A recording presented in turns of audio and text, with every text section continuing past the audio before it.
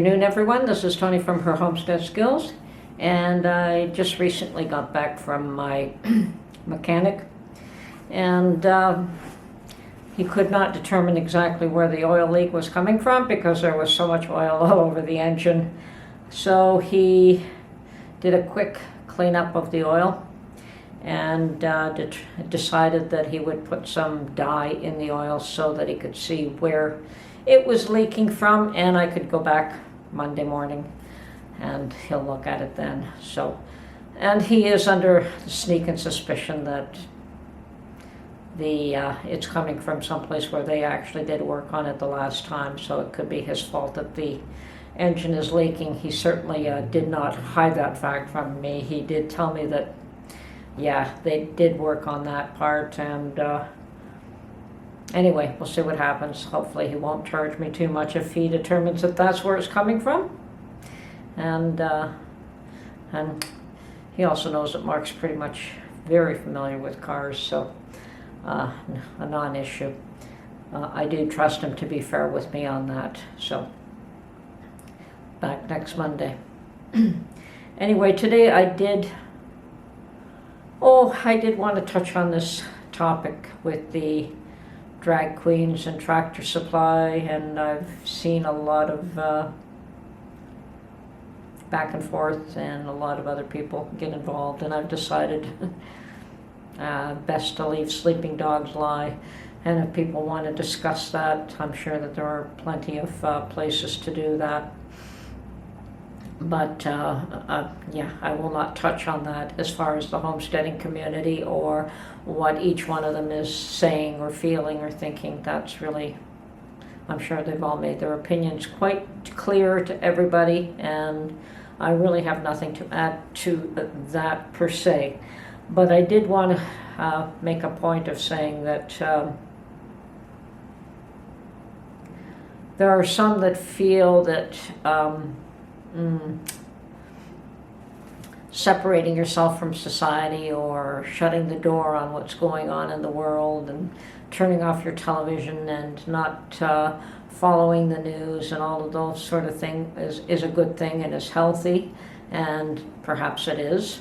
And I would suggest that in most cases it can be, but we also have the situation where all of a sudden you do find out about something that's probably been going on for 3 years at least, from what I could determine, and it comes quite a shock to a lot of people because they've kept aloof and they didn't want to know.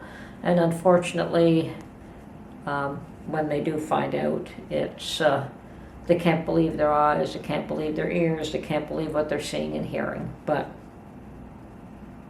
it's actually embedded by that point, and it's kind of a little late to try and change it. I'm not saying that it can't be changed. I'm not saying that it can't be fought. Each one has their own ideologies and beliefs, and people stand by them. But it just gets back to my point that there is definitely value in keeping abreast of what's going on in the world, not necessarily being destroyed by it, depressed by it.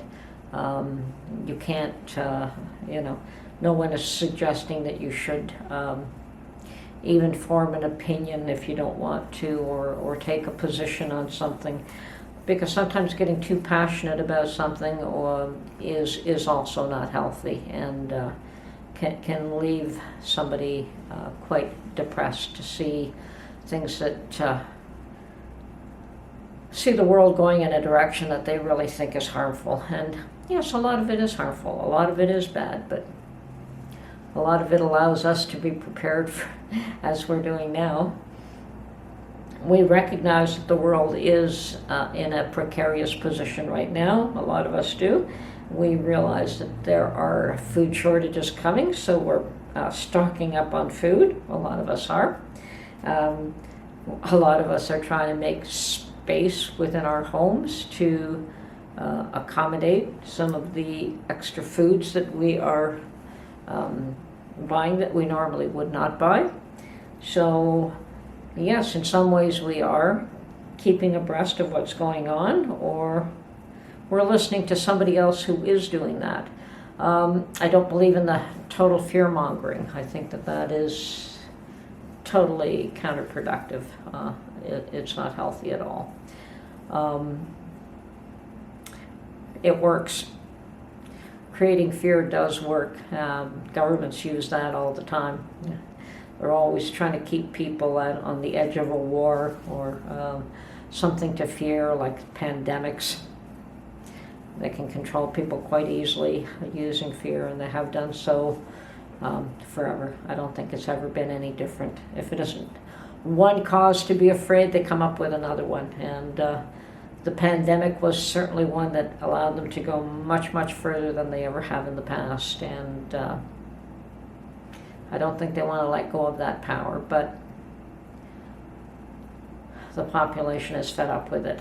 So there's only so much that people will be willing to take. And you could see going around the world that people are just totally fed up with everything and fighting back. So governments do have to be a little bit more careful than what they have been.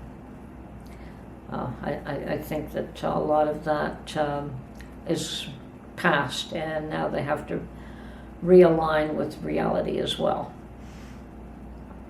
Now, I am willing to touch on this ESG thing a little bit more in depth. I've done a little bit of research on that, and ESG stands for, and I'm sure most of you are aware of that now, it is environmental, social, and governance factors. And there are, they are being looked at as in addition to the traditional methods used to determine a company or an organization's credit worthiness. Now they're trying to say that on top of your traditional ways of viewing credit worthiness, we're going to add these elements as well. And those elements are vague. They're not defined.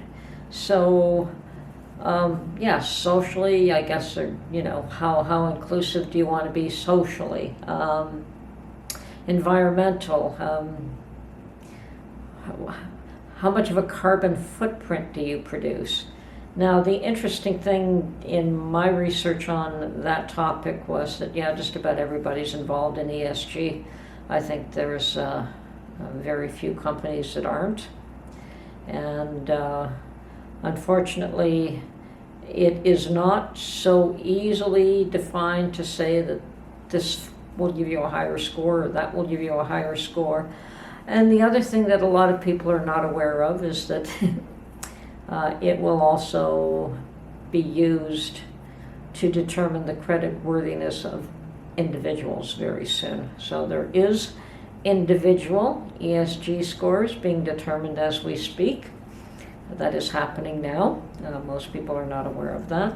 And the funny thing is, most of you that are try to be as self-sufficient as possible, using solar energy or growing your own food or whatever the case is, you will be considered having a higher ESG score than the individual who drives a gas-powered car to go back and forth to work every day and is totally dependent on the environment, and he'll have a lower ESG score. So that's an interesting thing to think about. And now that's my assessment, because it is dependent on how it's determined. But if you're environmentally friendly, your score is going to be higher.